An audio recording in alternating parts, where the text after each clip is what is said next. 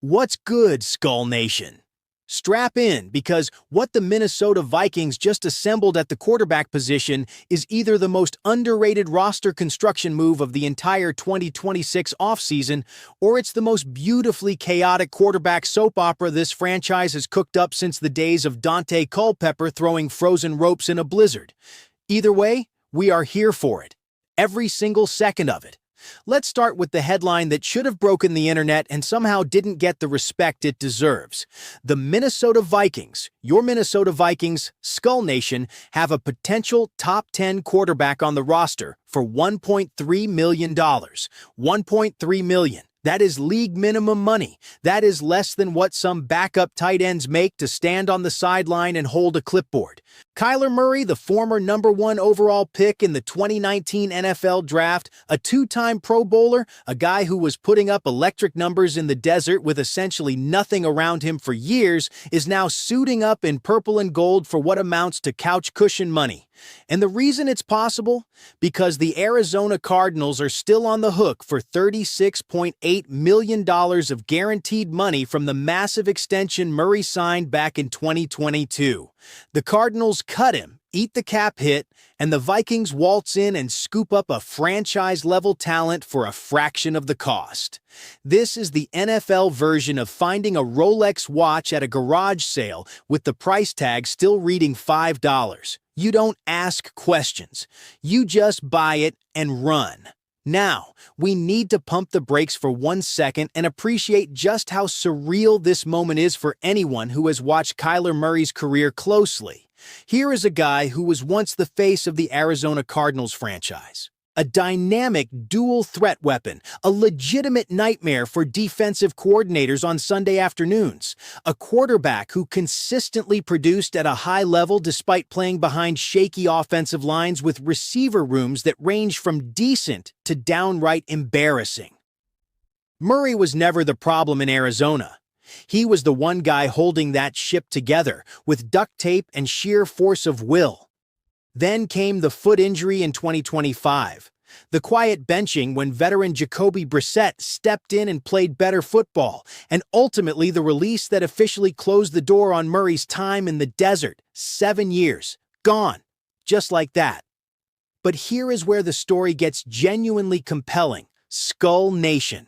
Kyler Murray did not need to take the league minimum deal. He could have shopped around for a bigger contract. He chose to come to Minnesota specifically because of what Kevin O'Connell has built and what this roster represents. Think about what Murray is walking into. Justin Jefferson, Jordan Addison, a defense anchored by Brian Flores that ranked near the top of the league in points allowed in 2025, an organization that has proven it can develop quarterbacks, turning journeymen and reclamation projects into legitimate playmakers. O'Connell turned Kirk Cousins into a 4,000-yard passer for multiple seasons. He took the run. He is carrying a career 67.4% completion percentage. He will find the football in the hands of his playmakers. Put Justin Jefferson on one side of the field and Jordan Addison on the other. Let Murray operate in a clean pocket with a fully healthy offensive line, and you are looking at a legitimate contender for Comeback Player of the Year. The award is right there for the taking. He came back from injury, he is entering a completely new chapter of his career, and the entire football world will be watching to see if he can recapture what he once was at his peak. Murray has every reason in the world to go out and have the best season of his career in 2026. The Cardinals are paying him to play for another team, and a dominant season means a massive multi-year contract waiting for him, and McCarthy's situation in 2026 might be the most psychologically interesting story in the NFL this season. McCarthy went into last year as the guy, the 10th overall pick from the 2024 draft, Kevin O'Connell's hand-picked signal caller, the guy with the championship pedigree from Michigan, and the smile that could light up a stadium. And then reality hit, hard and without mercy. McCarthy finished the 2025 season completing just 57.6% of his passes, threw 11 touchdowns against 12 interceptions, took an absolutely brutal beating behind an offensive line that could not stay healthy, and watched his head coach get forced out when Kwesi Adofo-Mensah was relieved of his duties. It was a rough year, There is no other way to say it, but here is what a lot of people are getting wrong when they write off J.J. McCarthy. They are looking at the statistics without looking at the context. This kid entered a year where the Vikings did not have their full first-team starting offensive line until Week 11. Week 11. McCarthy was essentially learning to be an NFL quarterback while simultaneously getting chased around by defenders because the guys in front of him could not stay healthy. He absorbed 10 hits per game, 10th most among all quarterbacks who made at least one start in 2025. He suffered a torn meniscus in year one before ever taking a real NFL snap, then came back and dealt with a high ankle sprain, a concussion, and a fractured hand all in the same season. The kid has been through the fire at the most literal level possible. And yet, McCarthy finished the year winning 4 straight starts. He threw 7 touchdowns and only 2 interceptions down the stretch. He went into Detroit and beat the Lions on the road. He bounced back from an opening week pick-6 against the Bears and won that game without breaking a sweat. This is a 23-year-old quarterback who has shown genuine moments of brilliance beneath all the noise and chaos and injuries. The mechanics need work. The decision-making needs refinement, and he needs to learn to protect himself and stop taking unnecessary punishment. He knows all of this. That is exactly why he is out in California right now working with John Beck, one of the most respected private quarterback coaches in the country, grinding through the kind of intensive mechanical overhaul that most young quarterbacks do not commit to. McCarthy is doing the work. The question is whether the work will show up when training camp opens. Here is the thing that should terrify every NFL team watching from the outside if the Vikings give up on McCarthy. This is the kind of quarterback who will absolutely go somewhere else, fix everything that went wrong, and become the guy that makes everyone in Minnesota regret the decision for the next decade. You can see the raw ingredients. The arm talent is real. The competitive fire is real. The leadership quality, even at 23, is unmistakably real. Justin Jefferson himself talked about McCarthy playing with his heart completely on his sleeve, willing to put his body on the line on every single snap. That mentality does not go away. It gets refined. And if McCarthy walks out of this organization, gets 2 years sitting behind a veteran somewhere, cleans up his mechanics and matures in his decision-making, he is going to come back and haunt Minnesota every single time the schedule puts these teams against each other. The Vikings organization cannot afford to let the embers go cold on this kid without being absolutely certain there is nothing left burning. You make sure the fire is out before you walk away, because if it is not, someone else is going to use that fire to burn you down. This is precisely why the structure of this quarterback room is so genuinely fascinating. Kyler Murray is the starter. That is not a debate. That is the reality of the situation, and frankly, it should be. But McCarthy is the only quarterback in that room signed through 2027, which means he is not going anywhere. He is watching, learning, working on his craft, and waiting for his moment. That year on the bench, if he uses it properly, could be the best thing that ever happened to him. Think about how many elite quarterbacks throughout NFL history sat and watched before their time came.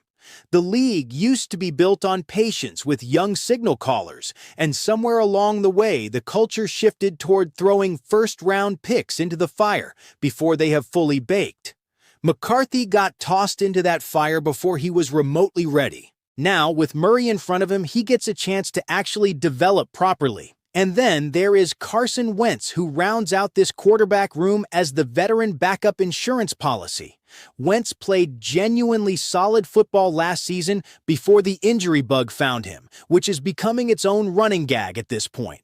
The key difference heading into 2026 is that Wentz actually had a full offseason, a full training camp, proper continuity with the receivers and the offensive line from day one. When Wentz showed up last year, he was essentially being dropped into a burning building with zero preparation time. The Vikings had been banking on a quarterback situation that was not going to hold up, and Wentz was a last-minute addition who never truly got his footing under him. A full offseason changes everything for a veteran quarterback. Wentz knows this offense now. He knows the personnel. He has the rapport. If Murray goes down, And let us be honest, Kyler Murray's injury history is its own recurring nightmare. Wentz is a capable option to keep this team competitive. The offensive line situation cannot be understated in this entire conversation, because the truth is that this quarterback room is only as dangerous as the men in front of it. Last year's Vikings offense was sabotaged, repeatedly and mercilessly, by injuries up front. Christian Darrisaw, when healthy, is one of the best left tackles in the entire conference. Ryan Kelly, the four-time Pro Bowler the Vikings brought in, spent more time in the concussion protocol than on the actual field in 2025.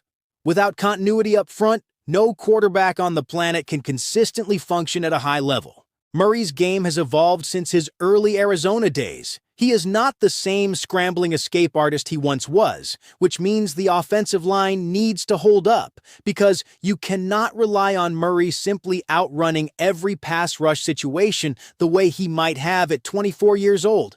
If Darrisaw and the rest of that line can stay on the field together, what this offense could become with Murray throwing to Jefferson and Addison is genuinely frightening for the rest of the NFC North. Kevin O'Connell has his own redemption arc running parallel to Murray's. Last season was rough. The loss of Kwesi, the chaos of the quarterback situation, the injury plague. None of it painted a flattering picture of the operation O'Connell is running. But O'Connell brought in Frank Smith to run the offense, a coordinator who is going to demand a commitment to establishing the run game that will open everything else up. O'Connell knows his tendencies, knows he has to resist the urge to go to the air on every critical down, and with Murray's threat as a dual-threat weapon forcing safeties to respect the run-pass option game, this offense has the ingredients to be dominant in a way it simply was not a year ago. So what do we actually have here, Skull Nation? We have Kyler Murray, a motivated, chip-on-his-shoulder, prove-the-world-wrong quarterback operating for essentially nothing while being paid $36.8 million by the team that discarded him. We have J.J. McCarthy, 23 years old, grinding through the most important offseason of his young life, working with a top-tier quarterback developer, waiting for his chance and knowing that the moment he gets it, he cannot afford to let it slip away again. We have Carson Wentz as the steady veteran hand on deck if anything goes sideways. We have Justin Jefferson and Jordan Addison ready to catch everything thrown in their direction. We have Brian Flores running a top-tier defense. We have an offensive line, when healthy, that can maul people. This is not a quarterback room to be embarrassed about. This is a quarterback room with genuine upside from multiple angles. This is a stew that has been simmering all offseason and is about ready to boil over in all the right ways. Kyler Murray is coming home. He grew up a Vikings fan, and now he is stepping into purple for the first time in his life with everything to prove and nothing to lose. The NFC North better be paying attention, because Minnesota is no longer just a team with a great defense and receiver room. The Vikings now have a quarterback who, when locked in and healthy, can take over a game and make every single weapon around him look like an all-pro.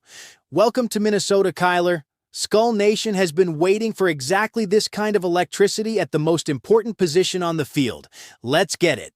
If you are fired up about what this Vikings quarterback room can do in 2026, let us hear it down in the comments right now. Drop your prediction.